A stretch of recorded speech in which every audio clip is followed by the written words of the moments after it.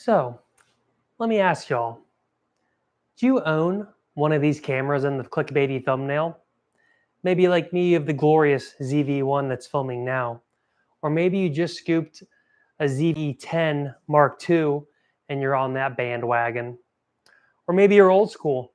Maybe you have the A7C II and you're rocking that full frame, now a classic. Maybe you have the A6700 and you're in photo land. Well, what's one thing that all these cameras have in common? Well, they all have one giant issue that people do talk about, but Sony or none of the warranty, none of the specs, none of the pre-buying is going to tell you this until you go to the YouTubers like me and you start seeing this one glaring bad thing that all these glorious cameras do. They overheat. They get hot, get this little warning that pops up that says overheating, or it doesn't actually say this. It's like a little temperature gauge. It's a little thermometer. And what that thermometer on your screen means is that your camera is about to shut off and ruin your entire shoot and your entire day. Now, luckily, this footage that goes down is usually saved.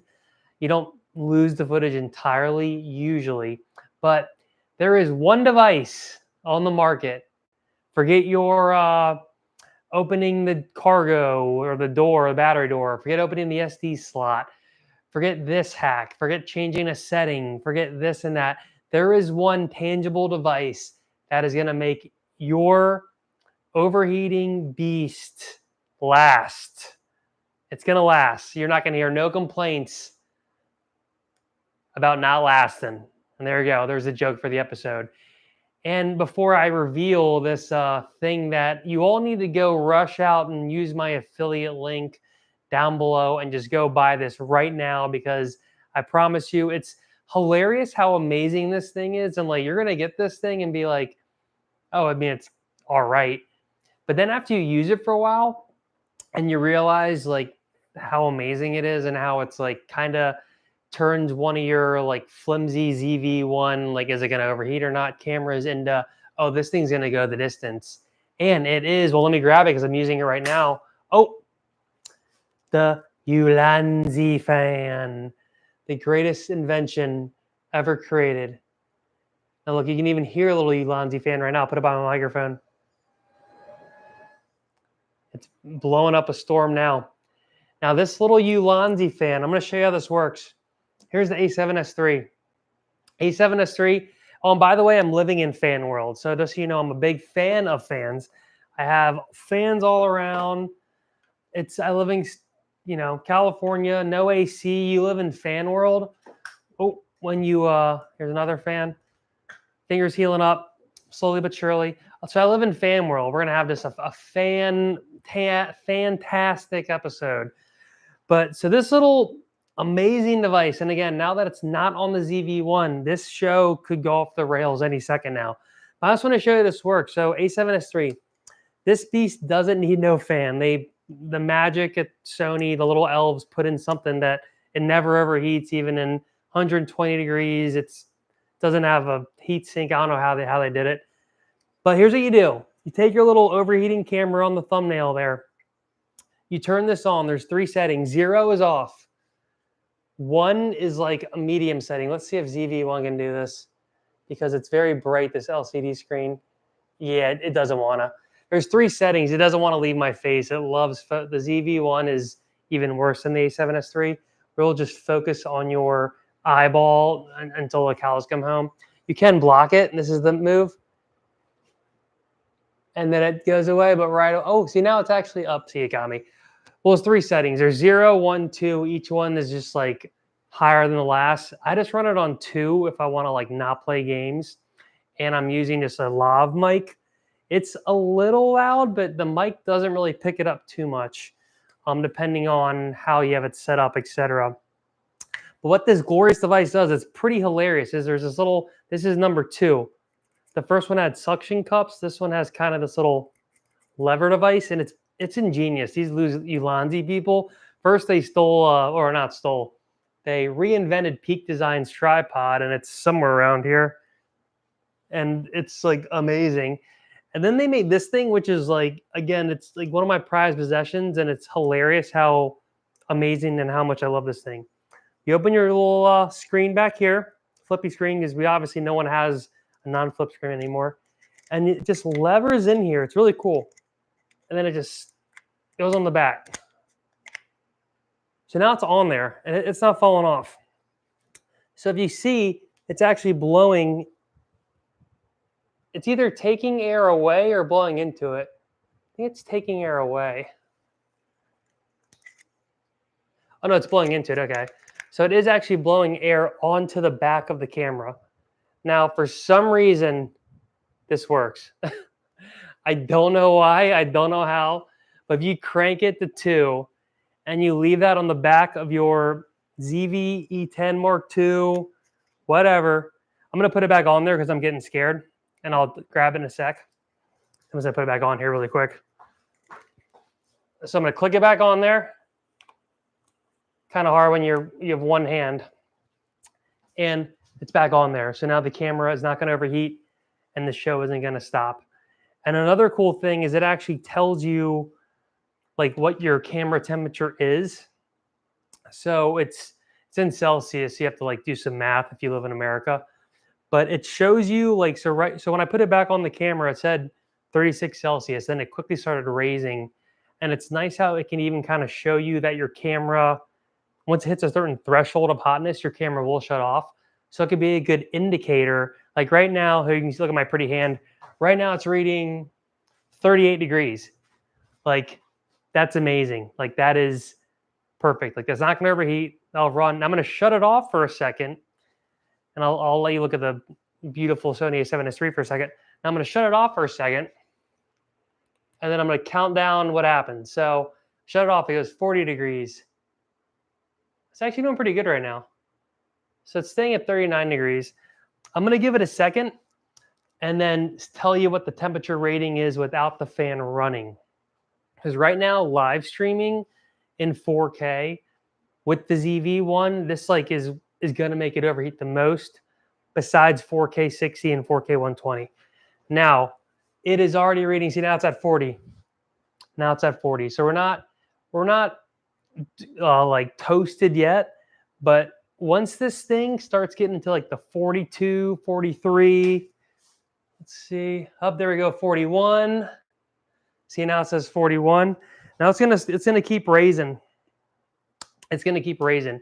And once that thing hits 44, 45 Celsius, the stream's toast. And it's No More Heroes Journey show tonight, which would suck because we're having such a great show right now talking about the Ulanzi fan. Let's do one more check. And look, 42. So I'm getting too scared. So I'm going to give the double click. So now it's turned back on, 43. And now that it's turned on, it's went back to 42, 41. And now it's slowly going back to safe temperatures. So this Ulanzi camera cooling fan is hilariously like one of the coolest little gadgets in 2023, 2024. When you first look into this, my initial reaction and your initial reaction is going to be, this is like a $2,000, $1,000 purchase. Why should I need to put like a contraption on the back of it to run? Just take that thought and just crumple it up like a little notepad thingy and just throw it away. Just toss that thing away. Because once you use it in the real world, you don't even know it's there. And the reliability is just like so epic that once you have something as reliable as the A7S III in like a body like a ZV-E1, the poor A7S III, it just collects dust, while the ZV-E1 just takes the center stage as the new GOAT, the new greatest camera of all time. And if I didn't have the Ulanzi fan, I wouldn't be able to say that, because trust me, without the Ulanzi fan, I ran some tests. Even with the A7C II, which it does overheat, not as much as a ZV-E1 or the smaller camera bodies. but it does overheat, especially in 4K 60. If you're just running it and you don't stop, I got it to overheat, I think it 30 or 40 minutes, and the ZV-E1 lasted 20, 30 minutes. Now with the fan, I don't think the ZV-E1 has overheated on me yet with the fan on. I'm gonna just read what the number says again. Here's the pretty Sony A7S III. So now it's back to 38 degrees Celsius. So as you can see, the fan was able to take the camera, which was struggling at 42, 43. Within a minute, it brought its temperature down. Now it's running perfectly, and we're still streaming into the lovely YouTubes. And it's pretty great to have like a super reliable, just extra thing that in your bucket if you have one of these new cameras. Now, like the ZV-E10 Mark II came out. This is a camera that everyone's super stoked on. I'm kind of like in full frame land, and I do like APS-C in the smaller sensors, but I just love that background blur. I love just being right here. That's blurry. The separation, it's even like above just a blurry background. There's more of a three-dimensional pop, even when the background isn't that blurry. And that's why full frame is like the best. And that's why the ZV-E1 is the best camera ever made. But some people do like smaller lenses, which APS-C and Micro Four Thirds will have, and just the smaller form factor, and it's cheaper, etc. You can also kind of get more range sometimes with having APS-C lenses, just due to how the focal length works. So you could take like this full frame lens, put it on a APS-C lens, and you're gonna get a lot more reach, a lot more zoom, because it automatically crops in. But like the ZV-E10 Mark II, it's like quickly gonna become probably the most popular camera, like the ZV-E10 Mark I was. But people are gonna realize that when you're live streaming and when you're filming 4K 16, I think it can film 4K 120, I'm pretty sure, and like 422 and like all these crazy things. And you've packed it into such a small camera body, like the overheating, it's going to happen. So really, like, it's a no-brainer to get on the internet or click that link below. And oh my God, I thought my surfboard was falling over, but it's the sprinklers just went on. That you just saw me like have a quick freak out moment. But like, and get the one this new one that has the little like ratchety thing. Don't get the suction cup one. That one was an older version that they've now updated to this version, and everyone in the internet communities has praised the new version. And again, I really like it. It's never fallen off the camera. And when I'm filming these live streams, it lives on there. One time I forgot to put it on there, and the camera, it died. And I was like, oh no, why'd the camera die?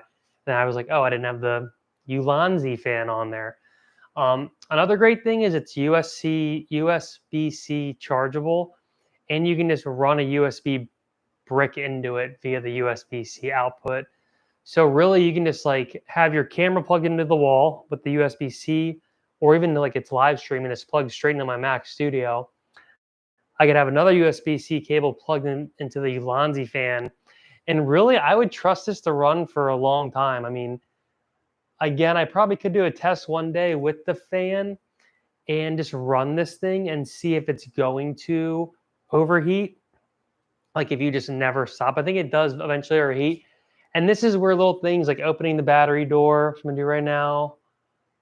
Or maybe I'm not. Oh yeah, I am. Opening doors, SD card slot open, trying to just let air enter the camera, which the fan is doing. It's just pushing air into the camera. Other things you can do are, I actually have a cage around the camera.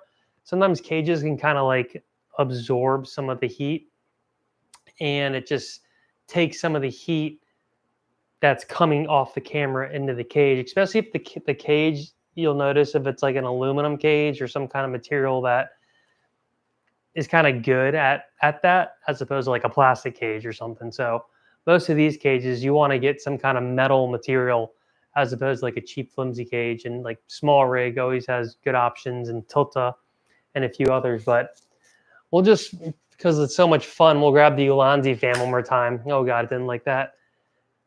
31 degrees you're at. And again, it's just so cool because All right, I'm gonna blow the whole stream here, but I'm gonna take down my exposure so you guys can really see this thing. Let's see if we can see this. It doesn't want to do it. Oh, it doesn't want to do it. Okay. Oh, there we go. Oh, it's doing it. So it's reading that. You can kind of see that. See, it's saying the temperature 012. Now that's the gold. That's the gold. And you have the little clicker, and you could even use it as a personal fan if you want.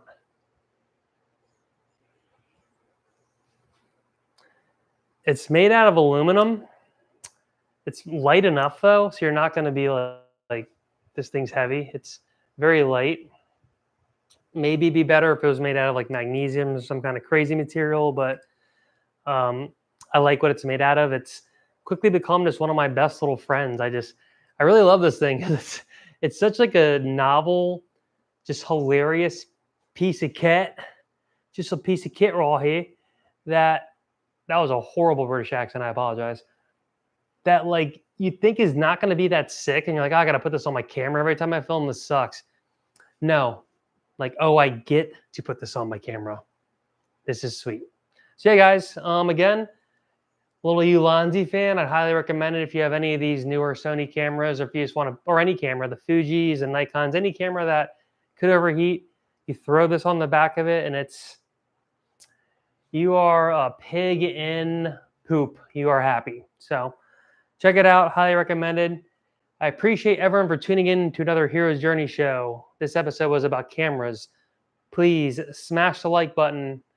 Hit subscribe. Let me know down below. Are you going to check out the fan? Do you already have the fan? Type it into YouTube. There's tons of people that have talked about this. I'm a little late on the ball, but I've put this through the ringer a few times on a few big shoots. Even one shoot outside when the camera was alone for a while. Another shoot when the camera was far away from me as a master shot for a while. And every time it just kept working great. And that USB-C plug-in right here, it can just run forever. So, well, we out here. Till next time. Peace.